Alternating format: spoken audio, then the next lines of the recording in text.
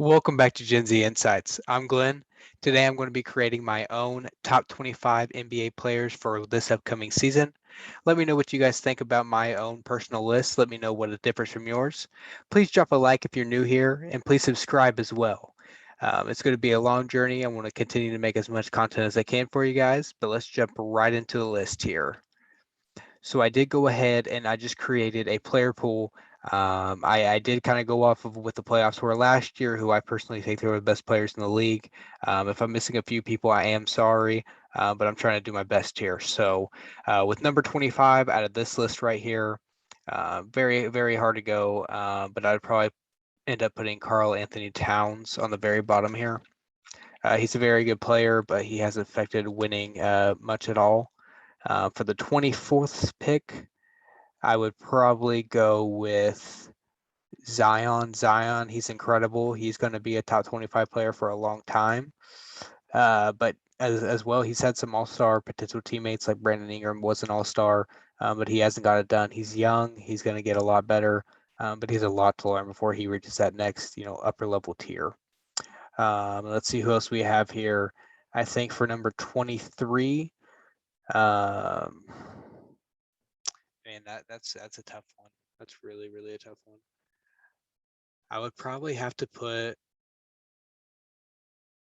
CP3. Ooh, that's really tough. Yeah, probably CP3. I might end up changing this list as well. Going through this list, I just put this list together about 5 minutes ago, so I really have to, make sure, the level, the placement's where it should be at. But so far, I think this is correct. So for number 22, it would have to be between probably Butler, Booker, and Mitchell. Levine as well. Oh yeah, Levine needs to be on here soon as well. Yeah, this is an incredibly tough list. I definitely want to see what you guys think as well. What your list would be in comparison. Um, but I would probably put CP3 ahead of Levine. I would put Levine one step above Zion right now, only because he's been maintaining a rate for longer. He has to prove now. He has Lonzo, a couple of other players. He has to do a lot better than Zion did, but I believe he will. I do believe I believe Booker's at this point is better than CP3. Um, and I also believe Donovan Mitchell is as well. But between those two, I honestly believe that. Well, you have Paul George as well. Paul George, and I want to let you guys know as well how I'm going to be rating this tier list is, there's superstar who can carry a team. They're going to be on the very top list. If you can carry a team, but you're not a championship caliber team per se, you can still be high. What I would like to say is for me, if you are a complimentary superstar and you are a superstar, if you are more valuable as a complimentary superstar than someone leading their team to the playoffs, then I would probably put you above the superstar who can lead you there. It's very tough. It has to be very specific, but that is an opportunity. So for 21 here, I am going to have to go with probably, I think Trae Young is going to have to go in this spot as well. I think he led a team to the playoffs, something Levine and Zion and Towns have not done yet to this point. I do think that Paul George, as a complimentary star, he has more on his resume than Booker. I do think I have Mitchell above George. He actually beat Russell and Paul George in the playoffs. He has Gobert, but he did it. He did it himself. Mitchell is a beast. I would have Mitchell above Booker. I do think Booker is amazing, and I think he's going to get even better than he is now. He loves the game, and he's going to continue to get better. But I do think I would have Mitchell one step above him, just because he's led a team all by himself. Booker didn't do much till last year, and he had CP3 there to kind of help guide the team. Actually, I think I would have Paul George.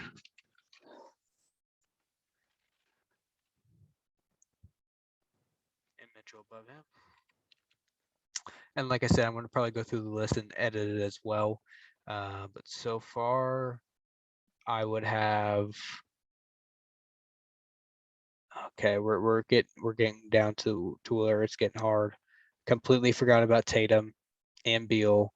I do think Beal is better than Paul George, but Donovan Mitchell can carry probably more than Bradley Beal can. I do think Bradley Beal is a better overall player still, but Mitchell has a chance to be way higher on this tier list later in his career. I probably would put.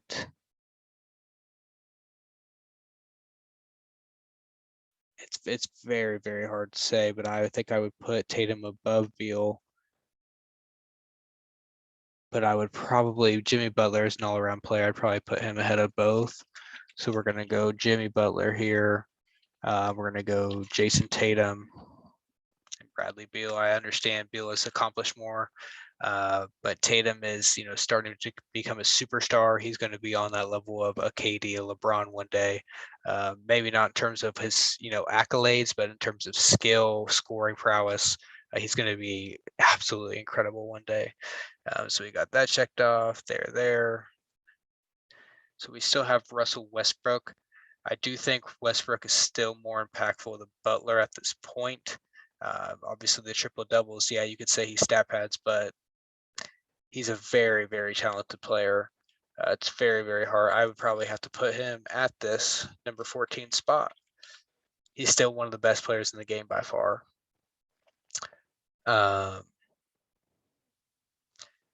So we have almost everyone checked off of the bottom list here. We still have Kyrie, which would probably be my number 13. I think, well, no, that's Kyrie's a hard one to put because Kyrie is such a tremendous second option. He's such a tremendous complementary superstar. Westbrook can be too, and he's got to prove it. But Kyrie has, I would rather have Kyrie on my team than Russell Westbrook, only because he can get a shot, create a shot anytime he wants. He's going to be more efficient from 3-point, mid-range, his free throws, everything. Maybe slightly less of a defender, but he's still, they're very close defensive wise. I understand Westbrook's going to do more. Westbrook can carry more. Westbrook can carry a hell of a lot more. It makes me want to put him over Kyrie by a lot. But I do believe that Kyrie is a better complementary superstar. So I'm going to keep him there for now, at least. And let's see who else we have. We have Joelle Yokic. I am going to have to be honest with Yokic. I do have to put him above Joelle, only because he did win the MVP, even though if I don't necessarily agree if he should have won it. I'm not sure. There were so many injuries, but he does more on the court, and he's really impacted the Western Conference probably more than Joelle has had the Eastern Conference. So I would probably go ahead and put him there. But it's tough. It's tough. Let's see here. Alrighty. So we have Lillard as well. Actually, let's just go ahead and delete off the names that we've already done. That'll make it a lot easier for me. So Kyrie, Young, Westbrook, Mitchell, Booker, George, CP3, Butler, Towns, all gone. And all gone. Okay, so we have 12 spots left to fill. Okay. So for this spot, I'm probably going to go ahead and put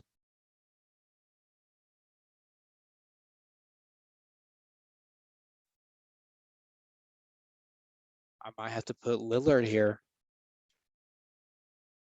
I do think that he's absolutely amazing at what he does. He's an incredible shooter, one of the best clutch players in the game, but he hasn't led his team to do very much. I think as a complimentary star, it's very hard to pick. I mean, I would love to have Lillard on my team, absolutely. But when you have two big men like Joel and Jokic who are getting rebounds, also facilitating, also getting blocks, also getting, doing all these extra things, it's hard to pick a point guard over someone like that. So I'm going to probably have to go with Lillard, AD, and then Joelle, also because of injuries. Jokic is always, staying healthy. He's very durable.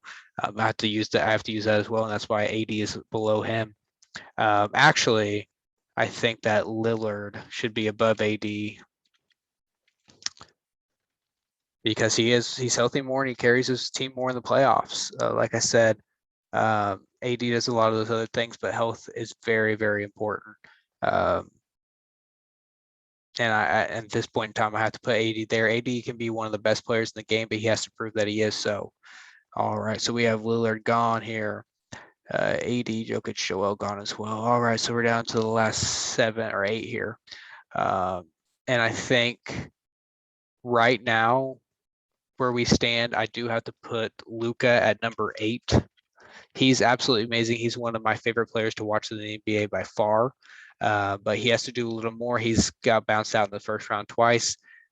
I believe him and Harden are very close on the same level. They facilitate, score, do a lot of the same things on the same level. But Harden has got farther. He's done it for longer. And Luka's still up and coming. So right now I have Luka at 8, but he could be at number 1 in the next few years. So he's one of the most exciting players to watch. I absolutely love watching Luka play. For number 7, though, I will go ahead and I will put Kawhi, and that is because he is going to be coming off of an injury. He might not even play next year. His defense has slowed down. He's still one of the best scorers in the game. Game for game, it's hard to say. I want to say it's between him and Harden. But game for game, Harden is definitely more durable. He's around more. He's a better facilitator. He's just as better of a scorer. And now, the defensive side, Kawhi doesn't have that as much as on Harden. And Harden does have good low post defense. He has decent stealing ability. So, I would have to put Harden at number 6 in front of Kawhi for now. Kawhi could definitely change that. Before the Kawhi's injury, I would have put Kawhi ahead of Harden. He was a better player, better defender all around. I think he was better at carrying a team. He's won Finals MVP twice. Even though the first time I don't think he should have won it, but there we go. So now just top 5. So let me know what you guys think of the list so far. I'll go through it again before we're completely finished. But number 5, this is a hard one. So we still have Curry, Giannis.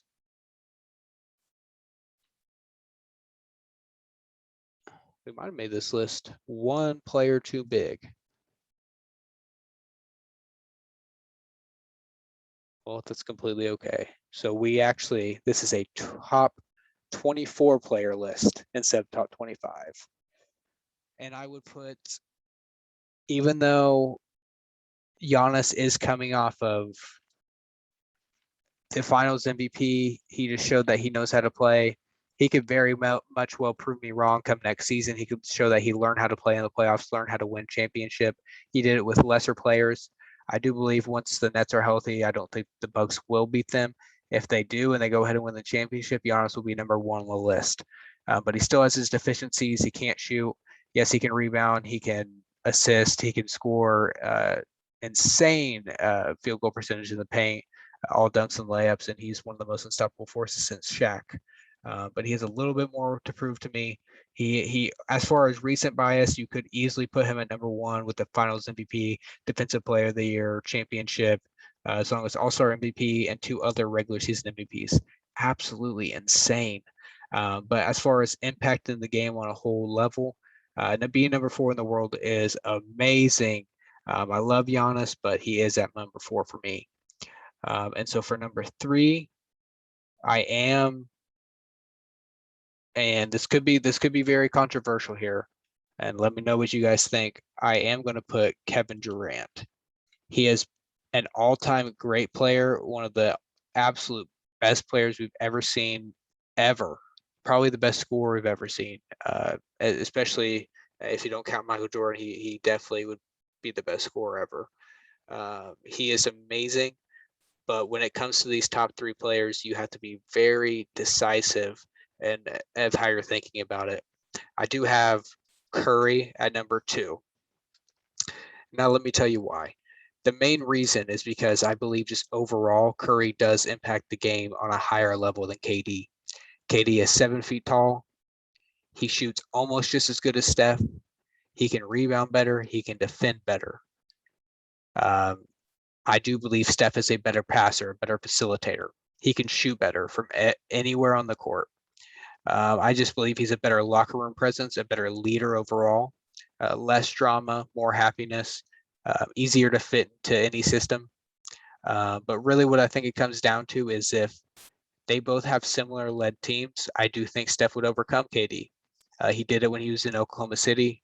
Steph built a whole entire culture, led a 73-9 team, back-to-back MVP, unanimous Finals MVP.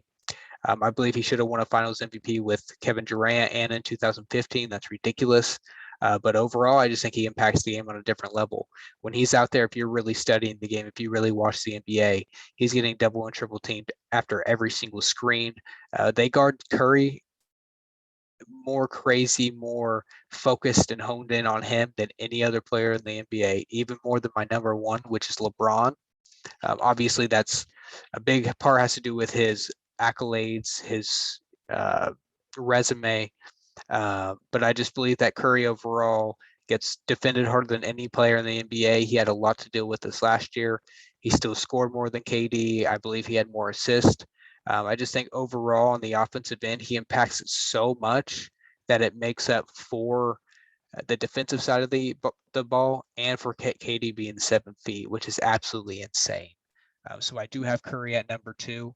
But let me know what you guys think, because that could be a completely controversial one. And a lot of people could have Giannis at number 1 too. LeBron is my number 1. That is mainly just because of it. Like I said, his resume, 25 years of scoring, or not 25 years, 25 points per game, scoring that, I believe, 15 years in a row, higher than anyone, more years than anyone's ever done it. He can assist the ball at an all-time level, just not last year, but the year before, 11-point assist a game. He can do everything. He can rebound, he can steal, he can block, just like Giannis, but he can control the game. He can also have the outside shot. What LeBron does differently than every player is what I just said. He controls the tempo of the game. He knows exactly what to do. He knows, he knows everyone else's plays. He can, out jump you, out pass you, out think you. One of the smartest players. I would say he is the smartest player in the game. He's one of the most efficient scorers. I think he's the best passer. I think he's the best leader. And I just think overall, if you have one player that you could draft to try to win a championship this year, I would go with LeBron. But I could not make an argument that top 4, you could pick anybody in there, and I could not argue with you. But this is my list. Like I said, just let me know what you guys think. Let me know if you like these videos. Obviously, I'm so sorry that I ended up putting 24 names and I didn't even get that full 25 list out. But let's go ahead and actually go through this again. So LeBron, Curry, KD, Giannis, Harden. Giannis, Harden. I do have Giannis above Harden at this point. Harden is more skilled, but I think Giannis is better. He won a championship. Kawhi. Do have Harden above Kawhi. Luka. I honestly, at this point, let's change this. I do think that Kawhi coming off that injury, Luka will be ahead of Kawhi, obviously, for the season especially. And he's probably going to get above Harden as well, just because Harden is going to be playing that second, third fiddle. Even though I think he could have MVP type season as well, Brooklyn is absolutely stacked. So we have Jokic. I do think Kawhi is still better than Jokic at this point. It's hard, today's NBA is hard to really classify centers, rank them. They're so important, but they are so mistreated, really, if you really think about it. But I do have Jokic above Joelle. I do have Joelle above Lillard. If I had to put Joelle on a team or Lillard, I would probably go with Joelle, even though Lillard's going to bring that leadership and bring a better presence in the locker room. I do have both of them above AD. AD and Kyrie, I think AD does more on the defensive end. They're both pretty injury prone. Kyrie is obviously just a better scorer, a better, shot maker. But I think AD on the defensive end really does make up for just a little bit more than what Kyrie does overall. But if Kyrie's hot and he scores 41 like he did in the finals, probably putting him over AD, honestly. But AD, he's one of the supreme talents in the NBA. He just has to be healthy and show it. Westbrook, I believe that is true. So obviously you can see, The Nets for me have the 13th, or I guess that would be the 12th, the 5th, and the third best player in the NBA. The Lakers have the first, the 12th, and the 14th. That's insane. Butler, I do think Westbrook's better. Butler's better than Tatum, I do believe at this point, but that could switch after this year. Tatum better than Beal, I do believe so. Overall, Beal better than Mitchell. That's hard. I could honestly put Mitchell over Beal, and actually, I think I will. I think I would rather have Mitchell over Beal, only because he's just led a team more than Beal has. Beal has to prove more to me. I would rather have Beal than Paul George, though. Booker over Paul George, that is a tough one. That is a tough one. That's super, super tough. But Towns at the bottom here. Then we have Zion. Levine, a lot of people could argue he should be at the very bottom, but I believe he's good right there. CP3. I think Trae Young is better than CP3, Levine, Zion, and Towns. I think Young's better than Booker, though. At this point, he did lead a team. I think Young is a better player than Paul George. So yeah, this is just really me just finalizing it, but this is really my list. We could go back and forth on it. We could switch, one name or the other. Young could even be above Beal and Mitchell at this point. He could even be above Tatum, honestly. He could be all the way up at 16. So really just, yeah, let me know what you guys think about the list. Obviously, the top 10, the top 5 is going to be the most controversial, but I absolutely love making these videos, so please just drop a like if you're new. Make sure to subscribe as well. It'll help the channel tremendously and help me tremendously. I just want to grow a fan base who's really interested in NBA, boxing, any really entertainment sports that I like to cover, and I want to talk to you guys. I want to see what your opinions are. Like I've said many times, just see where we differ, see where where we see alike. I just want to grow a fan base and really make this touch a lot of people's lives and be able to have something where people can connect to it and really agree or even disagree but still have fun with the entertainment aspect of it. So yeah, just let me know what you guys think about the just about my list I created just now below. Other than that, thank you so much for tuning in to Gen Z Insights. Again, I'm Glenn. We'll catch you on the next one. Goodbye.